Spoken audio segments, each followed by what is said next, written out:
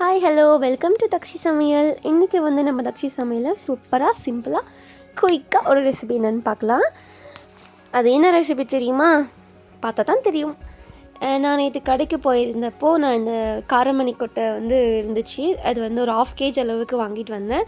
இது வந்து பச்சை காரமணி, அதாவது பச்சையாக இருக்கும், அதனால் பச்சை காரமணி. காய வச்சுருந்தாங்கன்னா அது காஞ்ச போன காரமணி. இப்போது இந்த காராமணியை வச்சு நம்ம வந்து சிம்பிளாக ஒரு மசாலா குழம்பு எப்படி செய்யுதுன்னு பார்க்கலாம். இந்த குழம்பு வந்து பார்த்திங்கன்னா களிக்கு அப்புறம் இந்த ரைஸ்க்கு எல்லாமே சூப்பராக இருக்கும். பாருங்கள், இந்த பச்சை காராமணி இப்படி தான் இருக்கும். இப்போ இதை ஃபுல்லாக நம்ம உரிச்சு எடுத்துகிட்டு வந்துட்டோம். பார்த்திங்களா, காராமணி ரெடி ஆகிடுச்சு. இப்போ காராமணிக்கு மசாலா செய்கிறதுக்கு ஃபஸ்ட் நான் வந்து 1 டேபிள் ஸ்பூன் அளவுக்கு எண்ணெய் ஊற்றிக்கிறேன். எண்ணெய் கொஞ்சம் காயட்டும். காஞ்சதுக்கு அப்புறமா கொஞ்சமாக ஒரு 1/2 டீஸ்பூன் அளவுக்கு சீரகம், அதுக்கப்புறமா ஒரு பூண்டு வந்து உரித்து வச்சுருக்கேன், அதை எடுத்துக்கலாம்.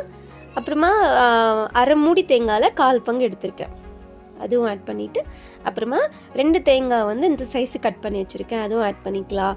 அப்புறம் 2 தக்காளியை வந்து இதே சைஸுக்கு கட் பண்ணி வச்சுருக்கேன், அதுவும் ஆட் பண்ணிக்கலாம். கொஞ்சோண்டு புளி. இப்போ இது எல்லாத்துலேயுமே நல்லா சேர்த்து கலந்து விட்டுக்கலாம். நம்ம தனித்தனியாக போடுறதுக்கு எல்லாம் ஒரே வாட்டி போட்டு ஃப்ரை பண்ணால் எல்லாமே ஈக்குவலாக ஒரே டைம் குக் ஆகிடும். அதுக்காக தான் நான் எல்லாமே எப்போ மசாலா அரைச்சாலும் நான் இப்படி தான் எல்லாமே ஒன்றா போட்டு தான் அதை ஃப்ரை பண்ணுவேன். நீங்களும் அந்த மாதிரி ட்ரை பண்ணி பாருங்கள். உங்களுக்கு டைம் சீக்கிரமாக வந்து சேவ் ஆகுமே தவிர உங்களுக்கு டைம் வேஸ்ட் ஆகாது இப்படி பண்ணுறதுனால. இது நல்லா ஃப்ரை பண்ணி எடுத்துகிட்டு வந்துடலாம். பாருங்கள், இந்த மாதிரி நல்லா எல்லாமே தக்காளி, வெங்காயம், பூண்டு, புளி, தேங்காய் எல்லாமே நல்லா குக் ஆகணும். எப்படி குக் ஆனதுக்கப்புறமா நம்ம ஸ்டவ் ஆஃப் பண்ணிவிட்டு இதை ஃபஸ்ட்டு ஆறினதுக்கு அப்புறமா நம்ம மிக்சியில் போட்டு அரைச்சிக்கலாம். இப்போ வந்து நான் அந்த காரமணி குழம்புல ஆட் பண்ணுறதுக்கு 2 கத்திரிக்காயும் 2 உருளைக்கிழங்கும் எடுத்திருக்கேன். ஃபஸ்ட் இந்த உருளைக்கிழங்குக்கு தோலெல்லாம் சீவிடலாம்.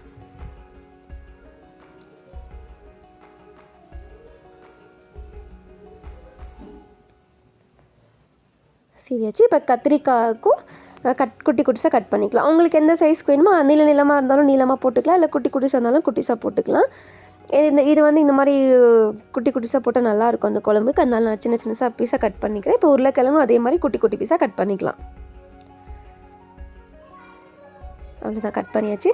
இப்போ ஒரு குக்கரில் 2 டேபிள் ஸ்பூன் அளவுக்கு எண்ணெய் விட்டுக்கிறேன். இப்போ எண்ணெய் நல்லா காஞ்சதுக்கு அப்புறமா அதில் 1 டேபிள் ஸ்பூன் அளவுக்கு கடுகு ஆட் பண்ணிக்கலாம். இப்போ கடுகு நல்லா பொரிஞ்சு வந்ததுக்கப்புறமா நம்ம அடுத்து என்ன ஆட் பண்ண போகிறோம்? கருவேப்பிலை. கடுகோட பெஸ்ட் ஃப்ரெண்டு கருவேப்பிலை எல்லாம் போட்டாச்சு. இதுவும் நல்லா பொரிஞ்சதுக்கப்புறமா இது கூட வந்து ஃபஸ்ட்டு நம்ம வெஜிடபிள்ஸ் ஆட் பண்ணிடலாம்.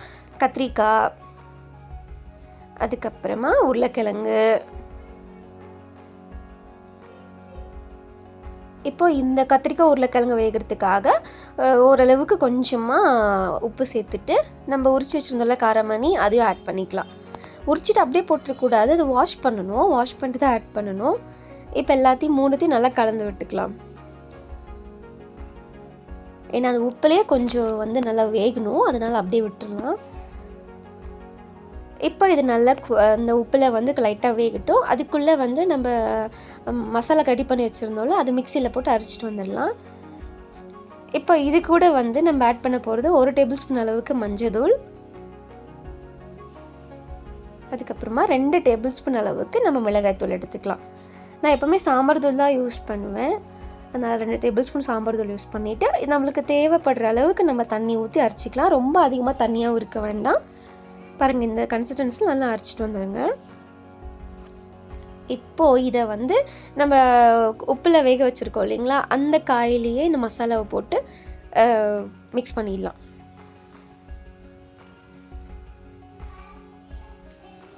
ரொம்ப கெட்டியாக இருந்துச்சுன்னா நம்ம தண்ணி கொஞ்சம் ஆட் பண்ணிக்கலாம். பாருங்கள், இந்த அளவுக்கு. உங்களுக்கு இன்னுமே தண்ணி மாதிரி வேணும்னா கூட நம்ம தண்ணி ஆட் பண்ணிக்கலாம். எனக்கு இதுவே போதும். அதுக்கப்புறமா ஒரு கைப்பிடி அளவுக்கு கொத்தமல்லியை கட் பண்ணி வச்சுருக்கேன், அதுவும் ஆட் பண்ணிட்டு கொஞ்சம் இது வந்து ஒரு கொதி வரட்டும், கொஞ்சம் நேரம் பாயில் ஆகட்டும். அதுக்கப்புறமா நம்ம குக்கரை க்ளோஸ் பண்ணிடலாம்.